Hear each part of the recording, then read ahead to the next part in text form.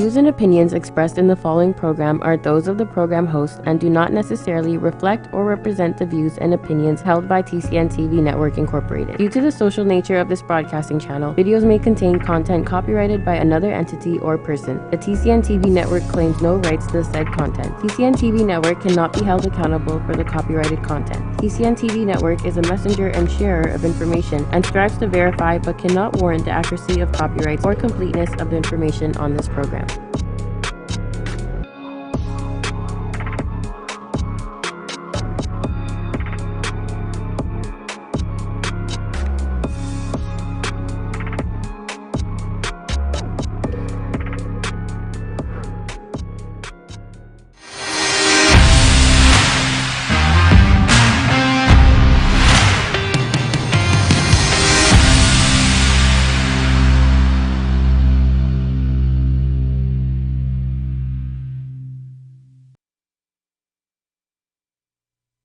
Good morning, everybody. We are live here in the My TCN studios in Brampton. I've got a very special guest today. I'm very excited to dig down and get into his story. Cody Kent, my man, thanks for coming in. I appreciate that, brother. Cody, so you've got a long list of. I'm trying to read this, man. I need to You're a professional MMA fighter, yes. Professional kickboxer. You're a coach. You got a master's degree in applied health science. You got it. And a bachelor degree in physical education. That's right. So not only is my man smart, but he can throw some punches too. That's right. That's awesome, man. Thanks for coming on. You're welcome. So you're down in my way, in Niagara. Yes. Right? Where you also own Evolve MMA. That's correct. So it's like a fitness center. Yeah. Is it like a focal point on fighting? Is it classes? What do you guys do there? Yeah, a little bit of everything. Our fitness program is through the roof right now. We have a lot of fitness classes, but we are a martial arts gym, so our primary focus is Brazilian Jiu-Jitsu and Muay Thai or kickboxing. But like I said, our fitness program is pretty good right now as well. Yeah, that's awesome. So I mean, what kind of clientele? I mean, is it fighters? You got a mix of men and women? Yeah, a little bit of everything. We got some athletes in there, amateur and pro, and just regular fitness people that literally just come to the fitness classes. And then there's people that are dabbling in all of it, a little bit of martial arts, a little bit of fitness. Yeah. So, I mean, it's good to see people test themselves and get in shape and have fun learning a martial art at the same time. Yeah, that's great. I mean, the classes, are they more, do they have kind of a, you see a whole bunch of air boxing classes, you know what I mean? Yeah, I mean, kind of fighting focused. Yeah, we do. So I would say that's our our women's fitness would be a typical that kind of a cardio class. Yeah. But even our women's fitness classes, we still teach everybody a little bit of martial arts. We don't let them punch improperly and. Right. If you're gonna do it, if you're gonna do it, you might as well learn the right way as well as getting a good workout in. Mm-hmm. But yeah, that just shows our range too. It's like people that are just in it for recreation, and then we have right up until the professional fighters in class. Yeah. So it's a huge range, and then we have the kids classes and all that too. So. Yeah, that's awesome. I mean, how important is especially in your line of work, but being a fighter and everything, how important is it to do things properly? Because I was working with the trainer myself. We talked about this before we hopped on the show, but I needed a lot of help to basically get up the stairs today.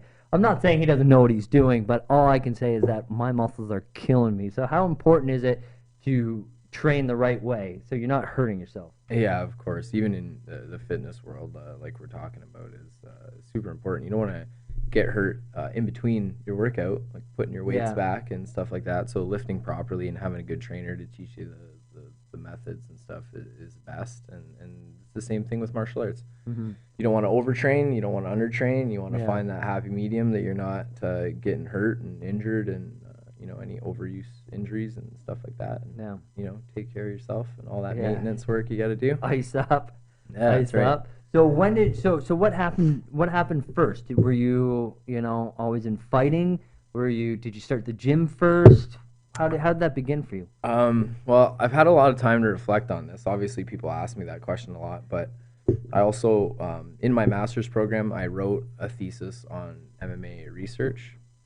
So that kind of like made me reflect on that a lot. So I thought about my experiences as a kid, being bullied and getting into fights as a young man does sometimes, and thinking about that and how I thought about those situations, and I think I really learned how to deal with those aggressive, violent situations at a young age, maybe differently than most people. Mm-hmm. Bullying, which a lot of professional fighters talk about, it That's right. happens, and you can deal with it in positive or negative ways. And I learned how to deal with that at a young age, which slowly grew into being aggressive in hockey and taking on that fighter role in hockey, which that kind of led me into this world. Right. So let's talk about that. I mean, how young were you when you were, when you started to get bullied, or you started noticing it, or when did it start to affect you? Yeah, I think moving around a lot as a kid, you end up having a struggle, moving schools and stuff. You always got to prove yourself, and kids can be mean, obviously. Yeah. And just getting physical and stuff is a really hard thing to get used to, especially if you don't have siblings, which I don't. So I never had that physical altercation happen to me other than school. So then you kind of deal that, you figure out if you don't stand up for yourself, it's going to continue. So So I did. I learned how to stand up for myself, and that kind of got me interested in martial arts as a young kid, and protecting myself, and which eventually led me to being more comfortable with those situations in hockey. Right. Yeah. Well, you know what? It's funny because I don't care who you are. You might have been a bully, but I think what stemmed from bullies was ultimately that at one point in everybody's life they've been bullied. Yeah. So I think people that are listening in or tuning into this podcast right now, they're probably thinking, "Wow, you know what? That's happened to me," and I'm sure they all wished that they could, start training or start. I remember like, oh my God, only if I was like a Superman or a superhero, I would come back to school the next day and I'd kick this guy's ass. But you know what? It's something that I think we all need to do because it helps shape who we become. For sure. I truly believe that, and there's a lot of physical abuse, mental abuse that can really be challenged channeled into the proper motivation to make something of yourself, right? Yeah, it doesn't always have to turn into something physical or even start as something physical. Absolutely. It could be just somebody being verbally abusive. You gotta stand up for your stuff and won't be bullied anyway, really. Yeah. So when did you get into hockey? Still playing really young. No, I stopped playing once my junior career was over. That's when I actually moved for school and started training actual martial arts, Brazilian jiu-jitsu and stuff like that. But yeah, just comfortable getting into hockey fights, and had a weird relationship with that life, and I really enjoyed it. Which if you watch hockey fights, they're oftentimes more violent than a lot of martial arts events you watch, right? So it's this little strange world. It doesn't really occur that much anymore. But once I moved away and finished my hockey dreams, that's when I came to St. Catharines and started training martial arts, Brazilian Jiu-Jitsu and MMA, and man, I really enjoyed it. So what do you think it is about fighting in sports that can get so emotional? I mean, a really good friend of mine, he would we all got on a lacrosse team. I was the assistant coach because I was too scared to actually play, I think. But a good friend of mine, his only role on the team was just to beat the crap out of people, right? And, that kind of led into bar fights. Yeah. It led into, fighting off the ice, off the, what do you call a lacrosse? That's what I did. Yeah, the field, sure. Off the field, right? And you know what? One day he told me that he hit somebody. He always won. He's always a really good fighter. Yeah. Half the time he was, inebriated. So, his punches were sloppy. Sometimes he'd fall down. But the fights that even when he was sober, one day he hit somebody to the ground and he looked at his fists and he started crying. And he's like, because I think he finally realized that there's the place for fighting. There's a point where you got to stick up for yourself, but you're not on a level playing field unless you're in fighting competitively, right? Yeah, for sure. It's a weird headspace, and I mean, just listening to your characterization of him. You could tell that he was he's comfortable in that space, Yeah. whereas most people are not. So it was almost like he became too comfortable with that space. Yeah, I and think it where the scared him. parameters could be and where he should be in those parameters. And Yeah. it's he obviously hit a realization point and Yeah, man. started to ethically think about what he was doing. Yeah, and you know what? He's a good guy. So, I think I'm glad that he got over that point of his life.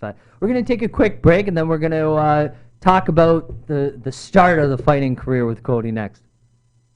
At Benjamin Law, we understand the real cost of personal injuries.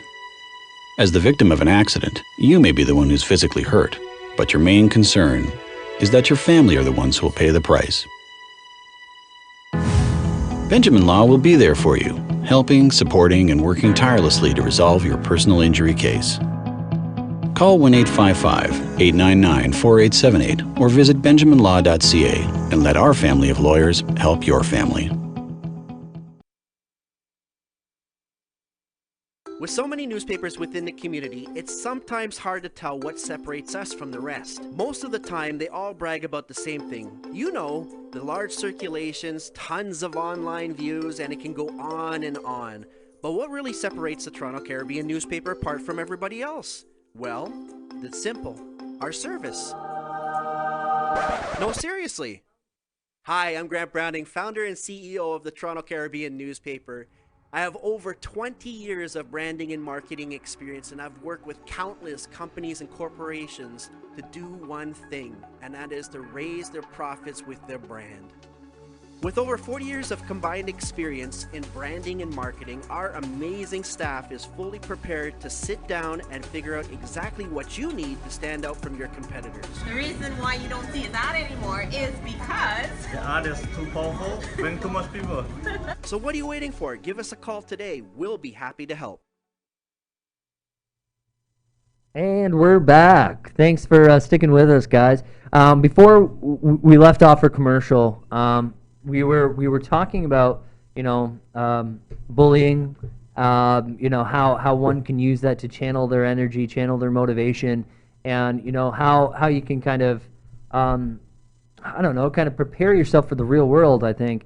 And I'm sitting here with Cody. He's telling me his stories, and now he's kind of transitioning out of hockey and into his new role as setting up a fighting career. So tell me a little bit more about that. Like, where did it start for you in the fighting world?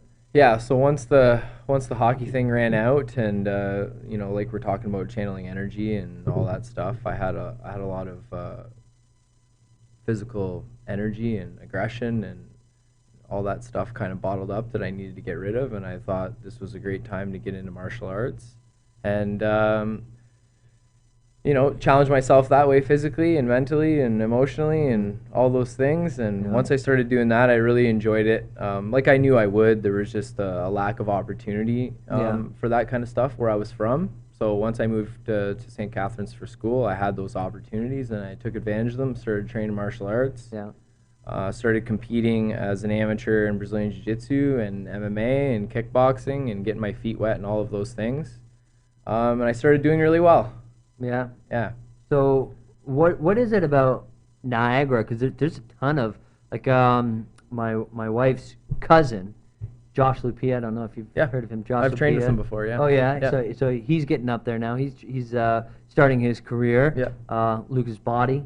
Trained with him as well. Yeah, great guy. yeah. Both He's a good great guys, guy. yeah. Actually, I signed them all up for LA Fitness. We were talking off air how I started in my sales career and why I ended up in Niagara, and it was all LA Fitness. So I met all those guys. But there's a long history of professional fighters out of that area. So did that kind of help you when making your decision where to go to school, or is it just because you went to Brock or Niagara College? Yeah, just went to Brock, and they have a good reputation anyway. Yeah, and I mean they're wrestling there, which I was lucky to actually get. Oh, really? You were on the I was not on the team. I just had I had some opportunity to train with those guys, and every once in a while I still get the chance to wrestle with some of those guys. And I mean, there's a room full of talent there and great coaching. And then obviously there's a lot of opportunity for other martial arts in the city.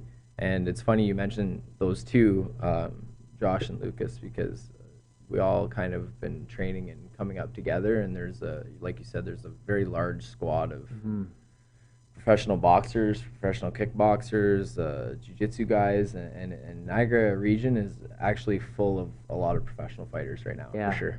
I don't know if anybody watching or if you probably not, but my second video, I think I have, my first breakout video I ever did as a realtor. There's a boxing training ring. It's in a school, I think. It's in a school In off Niagara? Morrison or Yeah, I've heard of it. I forget what it's called too, but lots of kids go in there and stuff. They have some really good coaches that help out the kids and stuff. So I put on my wife's boxing gloves, and my wife boxes, I don't, and I had my full suit, and I was pretending like I'll fight for you. You know, it's just one of those cheesy real estate things. Of course, I was making fun of it, but you know what? Like when I was there, you just seen all the pictures of all the pro fighters that have come out of that.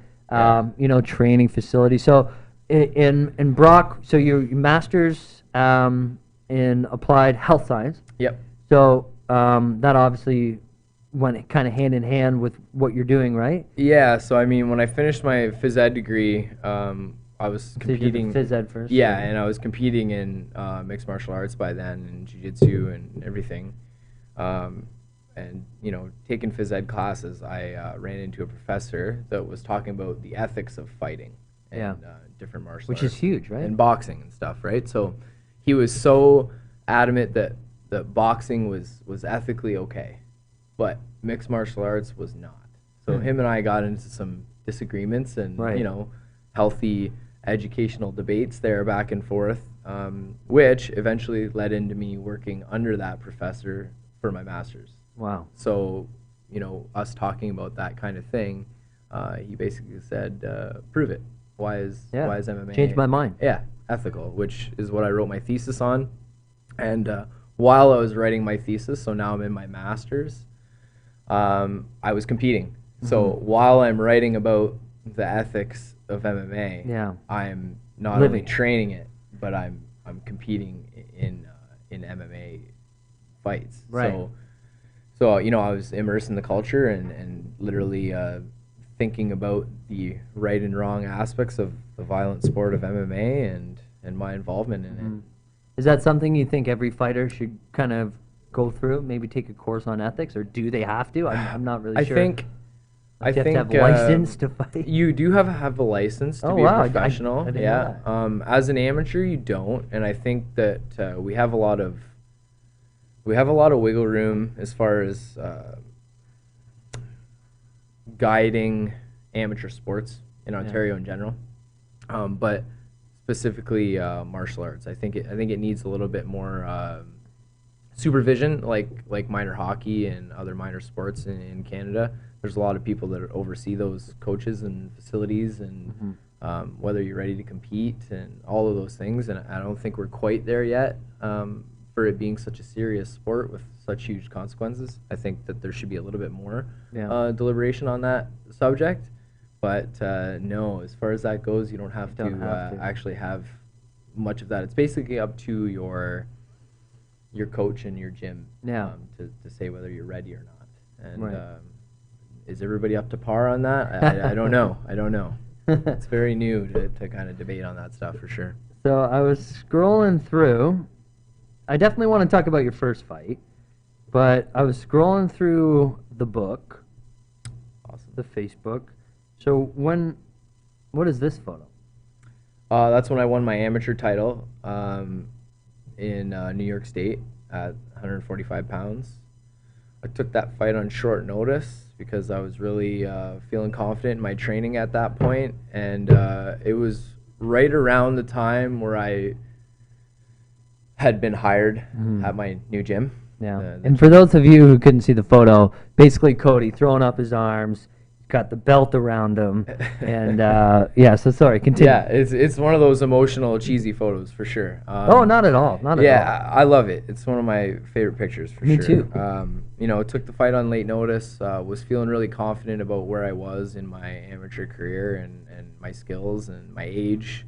And all those things considered, I thought, you know, if I can win this title, then maybe I have a real shot at making this a career and moving forward as a professional and taking this whole gym owner coach thing a lot more serious.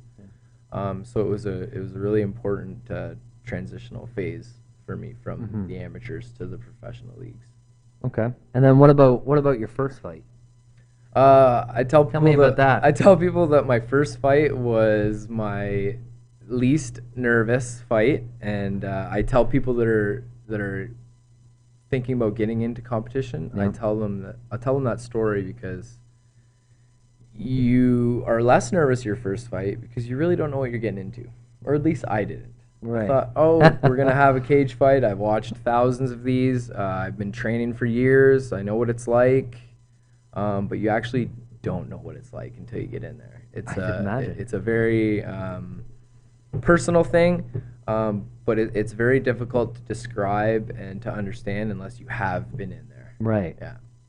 So yeah, I was less nervous for my first one and more So what nervous happened? after that. What happened in the first one? I won in the second round with a flying guillotine. I just jumped up and grabbed the guy's neck and submitted him, and it was a pretty emotional time for me. I was really into competition, and it was my first one. I was super excited, and I actually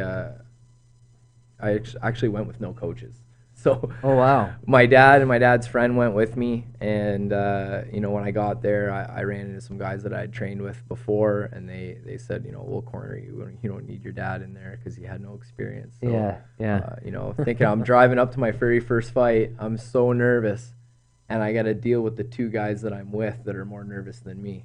So I'm trying to calm down my cornerman. I'm like, no, it's gonna be okay. So yeah, that was my first fight, and it was an old school story. So it was outside and it rained. Oh shit. So it was a cage fight outside and it rained, which nowadays I don't think they're doing any stuff like that. I don't think any commissions are gonna sanction fights outside. But it was slippery in the ring, and man, it was crazy. But it was a great experience, and I'm glad that I started out my career that way for sure. That's awesome. All right, we're gonna take a quick break, and we're gonna return in just a few minutes. Hello everyone, my name is Jermaine Chambers, and I'm very excited to tell you about the newest political and current affairs program coming here to Brampton. It's called On Point. The first step of true reconciliation is learning more about one another. Join us on Tuesdays from 4 p.m. to 5 p.m. as we discuss all the issues. I will never forget the trust you put in me. Municipal, provincial, federal, and any issue of national importance, we will talk about on Point. So do join us.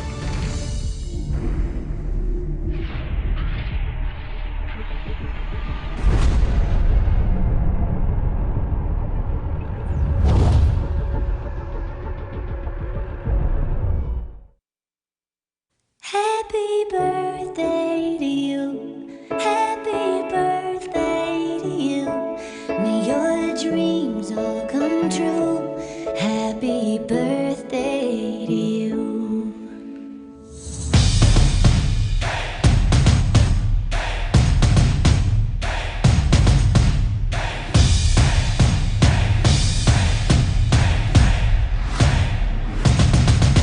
We refuse to promote, report on anything negative in the community.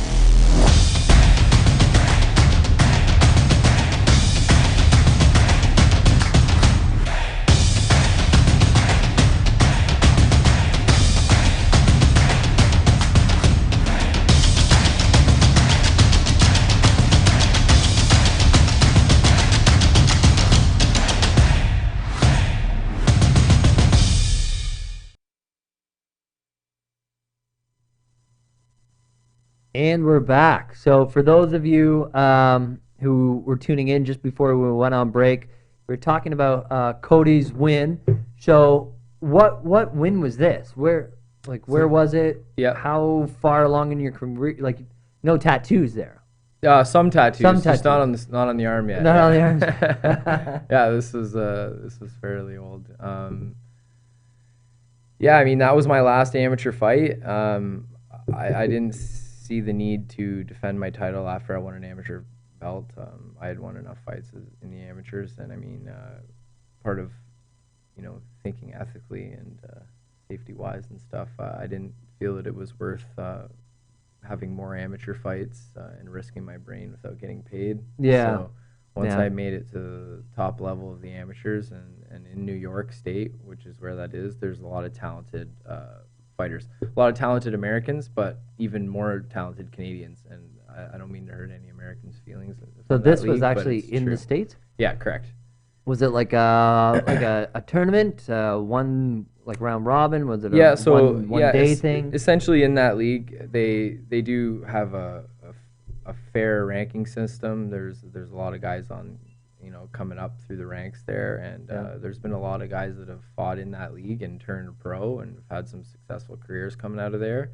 Yeah. And it wasn't just some league, which especially in Ontario, there's some leagues for MMA that are questionable. Yeah. It's a lot of modified rules and stuff, which is slowly starting to change. But in New York State, by the time you have as many fights as I did there, which was I think my 5th amateur fight, Yeah. you're pretty much fighting, for lack of a better term, UFC rules. Yeah. The same rule set as the UFC guys, with some minor changes so that we don't get cut up for the pros. Yep.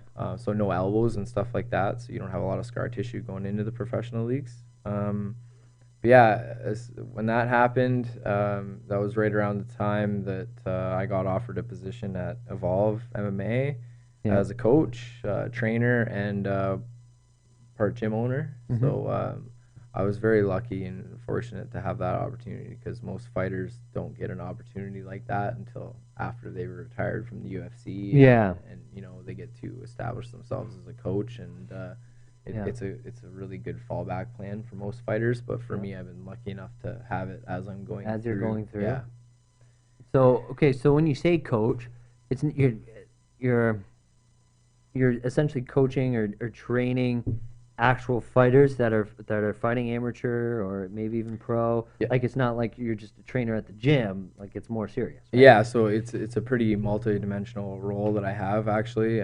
Just training a lot of fitness people, like in a leisurely way, but also some amateur boxers, some amateur kickboxers, amateur MMA guys.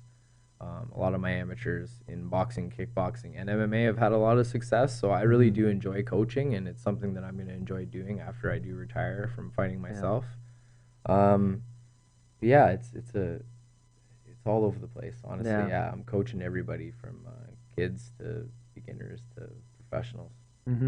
So after that fight, which was your last amateur, Yep. and then you transitioned into the pro card. Yes. Is that what you call it? Yes, I actually had a very special thing happen.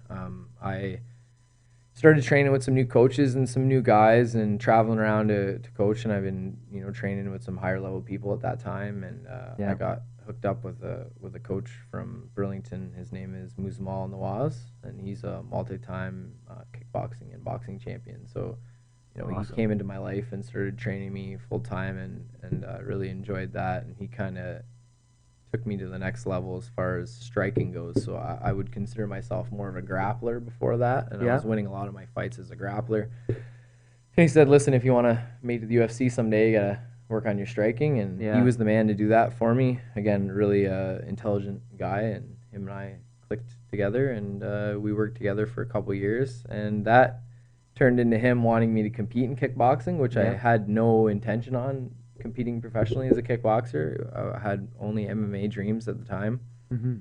But basically he convinced me that, if you can do well with these high-ranked kickboxers, then you'll have no sweat when you go into MMA.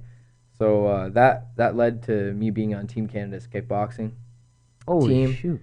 Yeah, and doing the tryouts for all of those events was pretty tough. You're in a room full of like people that you look up to, growing up as Canada's a kid and best. stuff. So that was a lot of pressure, a lot of fun. So I ended up making the Team Canada team, and we were fighting against Team China for the last 2 years. There was another one this year that I wasn't involved in because of my own professional fighting goals that are separate from that now. Yep. But I fought at the Hershey Center, went to China to fight in the WLF. Holy smokes. And I held my own. I lost some decisions and stuff, but Yeah. did really well as far as an MMA guy turned into kickboxing at a high level. And traveling to China was something that a kid from Delhi would have never thought that would happen, especially getting paid for it. What does it take to prepare for something like that? I mean, your nerves are probably going through the roof. I mean, now like it's different, fighting on your own turf, I guess. Yeah, for sure. And it's funny. The nerves go in waves. It comes up, it comes down. They come and go at different capacities, and you're thinking about different stuff. And my coach at the time, Maz, he really helped me with dealing with those things and sports psychology strategies and stuff like that, which really helped. To be honest with you, when I fought in China, I felt really comfortable. I had fun. I didn't feel the pressure of having anybody there watching me. Yeah, I guess so. I was just there to compete, and most of my fights were around here, and I had friends and family that attended most of my fights, which, growing up playing hockey and stuff, you're used to people being in the crowds anyway, so it wasn't a huge thing for me. And honestly, once you compete and you get in there, everything shuts down. You're so focused on what you're doing in front of you that none of that really goes through your head. Mm-hmm. So how do you prepare for something? Oh, where's this? Oh, that would have been my last fight a couple weeks ago. A couple of weeks ago? Yeah. Holy smokes. Yeah, I lost by a submission in that one, but I was doing really well and on my way to winning. A really highly ranked guy, which has been something that I've been trying to do in my career, is really fight guys that are ranked higher than me, so I can jump up in the rankings and stuff. So that's crazy. Yeah, it was a good fight, and I don't have a ton to learn from that one because it was going really well for me right up until I lost. But it was a tough opponent, and it was a fun fight. Was it a decision? No, he actually submitted with the guillotine in the second round. I just made a little error, and man, he caught me. It was really good. So where was this? This was in Windsor. Windsor. So you got a TV crew this is professional stuff. It was the league is called Prospect Fighting Championships, which I'm involved with now. So a lot of guys going to the UFC out of there, and a lot of guys that were on the card are special athletes in Canada, and I'm hoping that I'm one of them someday. Yeah. That's awesome, man. You will for sure. Yeah. So what does it take to, how do you prepare on that type of level? What's your training schedule? How do you mentally prepare for that? Yeah, so I mean, what's your workouts like? Yeah, I want to know because I need to get in shape, man. There's a lot. It's a lot of the tapering we talked about with just weightlifting stuff. It applies to the same thing in martial arts for sure. So on a day-to-day basis, I'm doing 2 to 4 hours. It's not all intense, sparring or anything like that. It's a little bit of technical stuff. It's a little bit of cardio. It's a little bit of weights. It's a little bit of sparring. But you're all over the board. You bounce back and forth, and it all depends on what day and what training you're doing that day. Is this one of your specialty trainings? Yeah, so this is me and my other partner doing a little workout yesterday. I hurt my ribs, so I haven't really been able to train really hard the last few days. From a fight or training? Yeah, from training. Him and I just did a little bit of a workout routine yesterday together to kind of get my upper body moving a little bit and get some rotation stuff going. My ribs are really tight.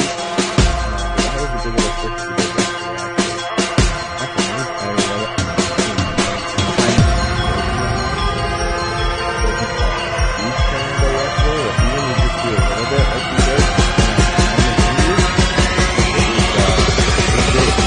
Well, it's important, I guess. I'm no expert, but I guess it's important to, not seize up or something like that. Yeah, and that's the maintenance part that you and I mentioned. Yeah. You gotta do the massage and chiro and a rest day. Stretching. Sure. You gotta make sure you're doing all of those things. So, literally from time I get up till time I go to sleep, I'm probably doing something all day long that has to do with martial arts, whether it's stretching or journaling and writing down goals and different things like that. Diet, which really ranges depending on what fight I'm at. So that fight that they showed a picture of from a few weeks ago, I weighed in at 139. This one, yeah. Yeah, I weighed in at 139. 139, holy. I probably weigh 165 right now.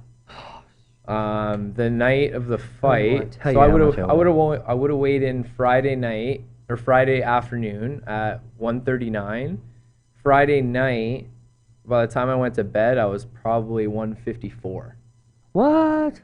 So that's just to give you a sense of how much water weight and dieting we do leading up to the fight. We got to take a quick break, but I want to talk about. I want to pick that back up when we come back. Absolutely. With so many newspapers within the community, it's sometimes hard to tell what separates us from the rest. Most of the time, they all brag about the same thing. You know, the large circulations, tons of online views, and it can go on and on. But what really separates the Toronto Caribbean newspaper apart from everybody else? Well, it's simple. Our service. No, seriously. Hi, I'm Grant Browning, founder and CEO of the Toronto Caribbean newspaper. I have over 20 years of branding and marketing experience, and I've worked with countless companies and corporations to do one thing, and that is to raise their profits with their brand.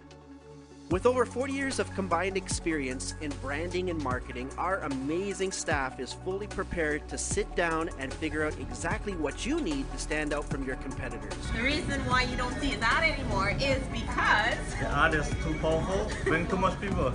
So what are you waiting for? Give us a call today. We'll be happy to help.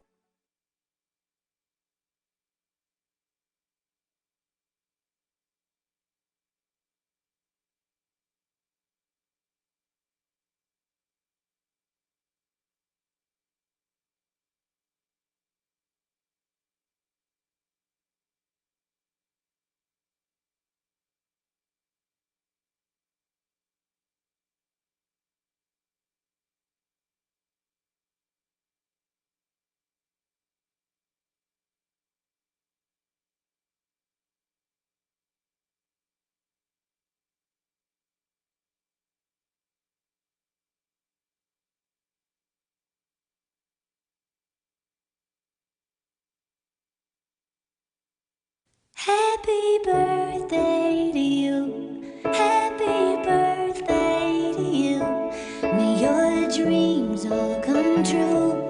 Happy birthday to you.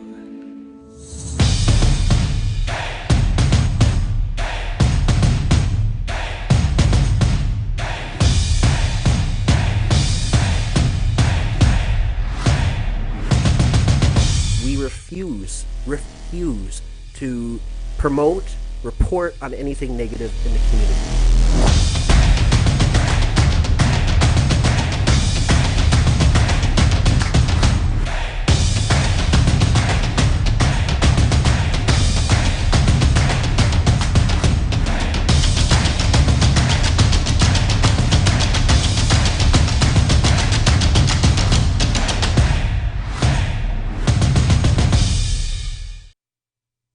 Okay, and we're back. And before the break, we were talking about what were we talking about? I guess we're starting to get into the training and the diet aspect of getting prepared for fights.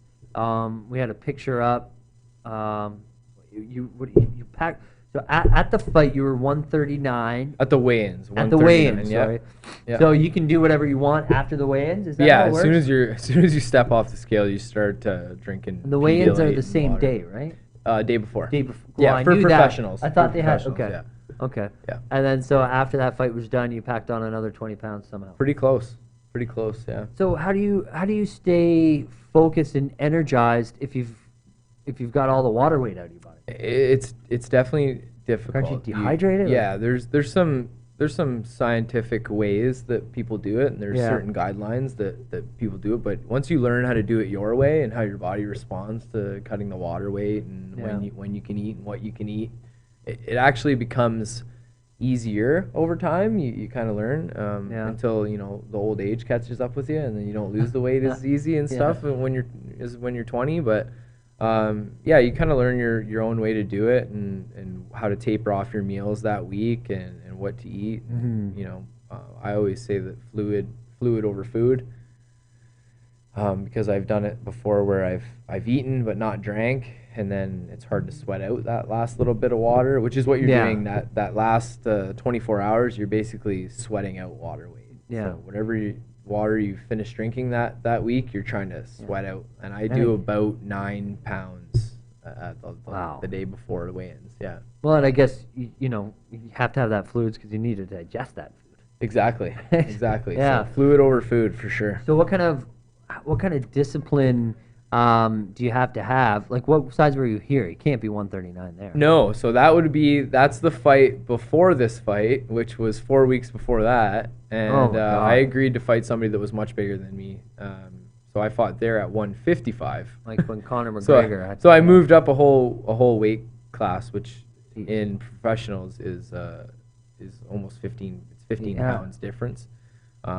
So at 155, I could eat whatever I want. I had no weight cut. I actually weighed in with my pants on in that photo, which never happens because that's a pound that you don't want to give up. So, yeah. But that's my opponent to the left there, and he was substantially bigger than me.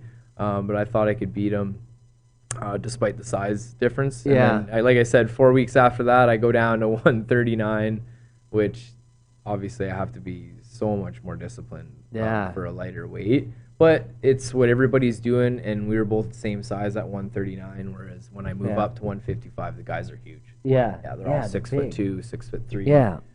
Well, it's always amazes me how much fat weight, I guess. Yeah, well, fat and water. It's crazy. Like, people see me, and they're like, where are you going to lose? Like, you don't have fat. So what are you going to lose? Yeah. It's a little bit of muscle mass, for sure. And it's mostly water. Yeah. Mostly water. And just changing up how I'm eating, what I'm eating, and the kind of workouts that I'm doing. I turned into more of a long distance runner. Right. And, less weights as I have a fight at the lower levels or lower weight classes. So how much discipline do you have to have? I mean, obviously, if you want to transform your body like I'm in the middle of doing, you got to have a strict discipline, over your diet. Yeah. The same for fighters, I'd imagine. Like, what are you eating? Is it different, a couple of weeks leading up to the fight, or is you just consistent with what you're eating? Yeah, of course. So these last couple fights, it was a challenge because normally I would have an 8-week camp. So going into this one, I had 8 weeks to get ready for that kickboxing fight at a higher weight, which was 155, and then 4 weeks after that, I had another fight at 139. So those 4 weeks became super, super important to do the right things every day, because I had essentially 4 weeks less to prepare my diet and nutrition to get down to that weight. Yeah. So every day I had to really monitor like my calories, what things do I want to eat, and what things do I need to eat. Yeah.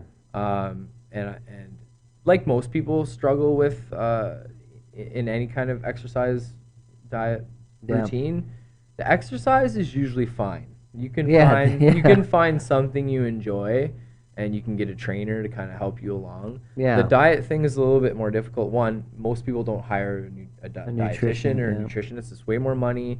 It's harder to do. Most people are trying to get their bodies moving. So honestly, it's the same with me and with a lot of athletes that I've trained. It's the workouts are easy. Yeah. Not as easy as in intensity-wise or hard on your body. They're difficult. They're easy to go to. Yeah. Everybody wants to go do their workout once you become addicted to it, right? Right. But the food thing, it's... So what can you tackle? Because I think for the average person, especially me, the biggest thing is like you said, exactly. I don't have a problem with doing the workouts. Yeah. I don't have a problem with waking up early and hitting the gym. It's easy for me to get a shake afterwards if the gym I'm going to has that. But my biggest downfall is, 9 p.m. when I've digested my dinner and I'm hungry again, or after I finish something salty for dinner, which is typically every dinner that I eat. Sure. You want that sweet, little taste, even if it's just small. But what can you do? So what do you do if you get a craving? What do you could just pick up a cup of coffee or just drink some water? Eat a celery stick? I need some tips, man. I gotta get over this. I mean, for the average person, or let's say when I'm just for yourself. I'm training normally without a fight coming up. I don't have a competition in the next few weeks or anything. It's just making better choices. Like, I know a lot of people, I use this example, and a lot of people know this. Like, you're going to have the cookie, just don't have 18 of them. Two cookies, 3 cookies. It's the whole row. Yeah. It's digest cookies. So those are those sacrifices you got to make just on a regular basis. Yeah. But when it comes to if you really have a strict goal, a lot of for women, it's like the beach season or a wedding coming up, something like that. For guys, you know, they have personal goals and different things that they're, you know, their self-esteem and different stuff like that. The more extreme your goal, the more extreme you got to be with your diet, and more strict you got to be. And it's the same thing with me leading up to a fight. Like having sugar and carbs, my last 2 weeks is basically non-existent. Right. I'm not having really any carbs, and if I am, they're healthier carbs. And then that basically tapers, like, so it gets more and more serious as I get closer to the fight. 2 weeks out, I'm not really having any sugar. I'm not really having any carbs. It's super strict veggies, maybe some fruit in the morning, a little bit of meat. And then when I enter my fight week, I'm having so much water so that I for sure am overloading my body with water and not going into a weight cut of a water cut without any water in my system. Right. And like I said before, fluid over food. So I'm definitely drinking more than I'm eating. And my portion sizes get smaller, and the things that I'm taking in become smarter as time goes on. My last meal that I have is Wednesday night, usually. And it's something super small. You know, nothing crazy. Like the portion size is really small. It's a little bit of vegetables, a little bit of meat. Thursday, I don't eat anything at all. I barely drink, just a little bit to kind of wet my gullet. And Thursday night, I'll start doing a water cut to get really close, so that Friday night, if I have to lose a pound or two, which sometimes you lose some in the night, then I have that little bit of wiggle room in the morning. But for the most part, Thursday night, I'm pretty much right on weight. And everybody kind of does their own thing as far as cutting weight and how you do it. I do it a couple different ways. But they're both really, really terrible for you, which is why MMA careers are short-lived, and I think they should be. And there's a lot of monitoring with the stuff that goes on, and it's a difficult thing to attain for sure. Yeah. Well, you know, and I think it's safe to say that, to become a professional in any industry, you know, just like the real estate industry, just like, you know, starting your own business, it takes a lot of sacrifice. It takes a lot of investment into your craft, whether it's training, whether it's diet, whether it's, you know, learning, education, whatever it is, you know, if you want to be that professional, you got to go all in. Absolutely. So we're in the last stretch of the show here. So why don't you give us a little plug, man? So where can, if people are in the Niagara area, you know, and you want to get, you know, started, tell us about your gym. Where can they find you? How can they get in contact with you? Yeah, absolutely. So we're in St. Catharines. We're off of Welland Ave. And which is right by the highway, actually.